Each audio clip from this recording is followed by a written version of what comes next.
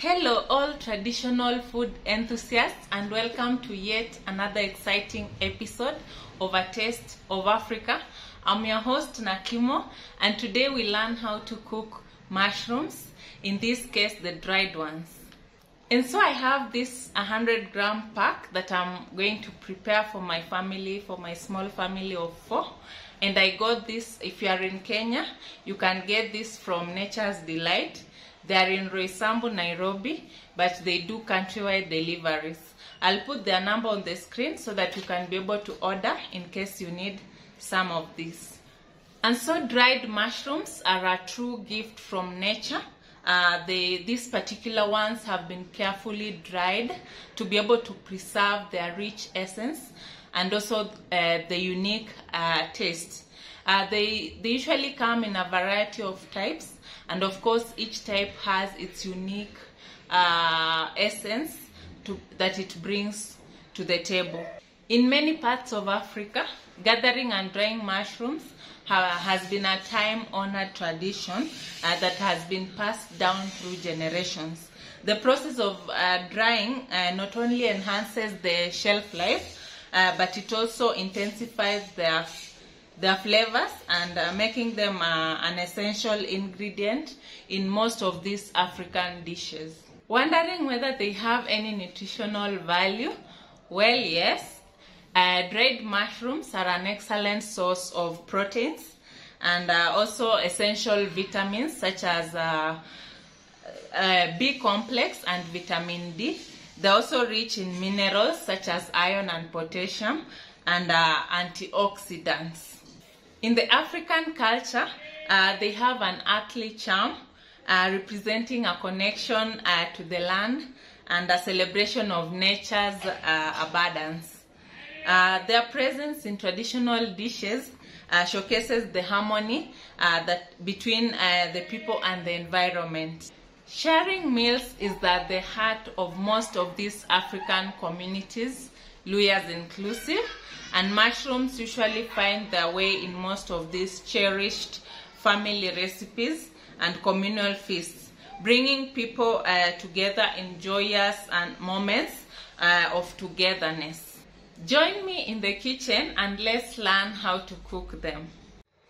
And so here are our mushrooms.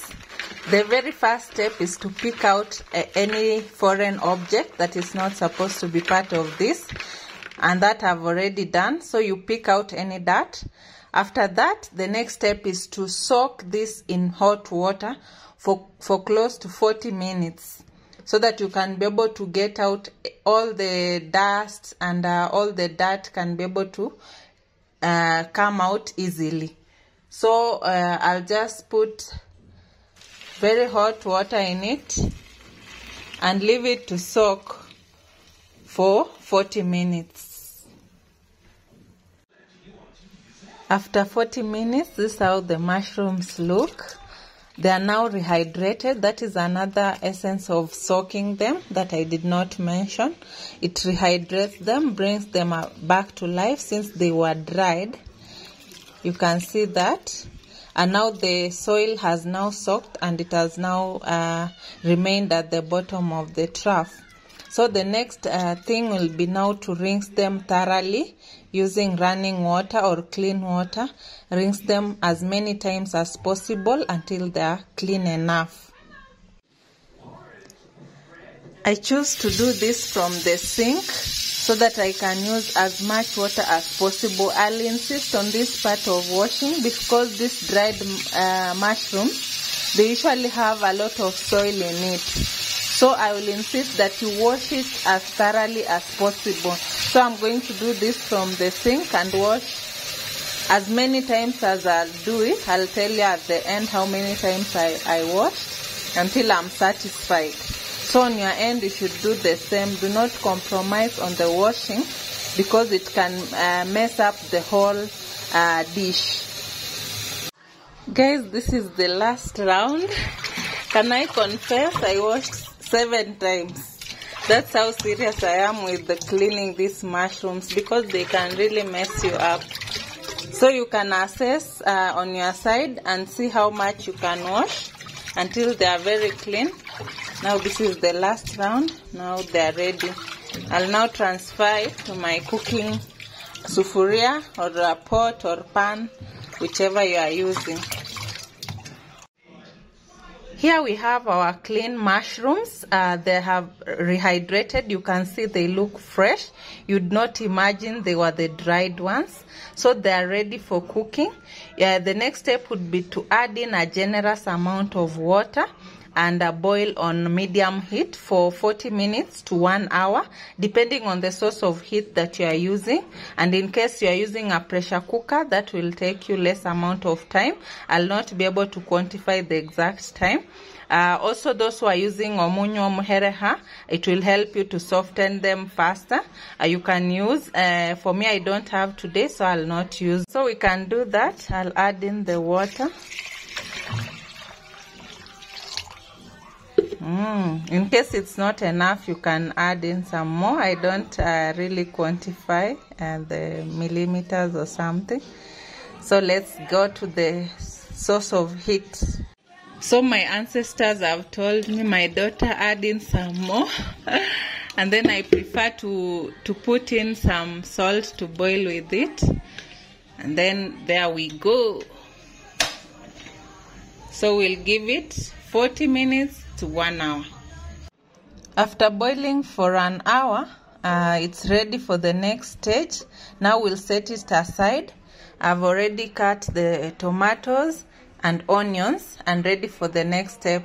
You'll notice that I don't use spices. Personally, I don't like spices, but for you, you can be able to use any other spice that you use, assuming you are making meat. You can use any spice. For me, I just need onions, tomatoes, and salt. So on a separate sufuria, we've heated some oil. We'll add in some onions, and then we cook them until they are a bit well cooked, golden brown preferably. So we'll keep stirring until they are well cooked. So our onions are ready. Next will be to add in the tomatoes.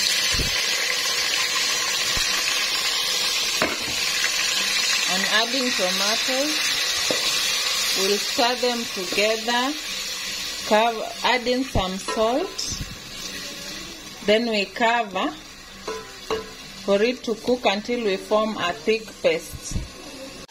As you can see, the onions and tomatoes are well cooked, and it's now time we add in our already boiled mushrooms. I've added them in. We mix them and add in water. Add in enough water, then we boil again. We cover it and let it cook for 30 minutes. It's important to be very patient so that you make a good mushroom soup. So you'll cover it and wait for it to cook on low heat.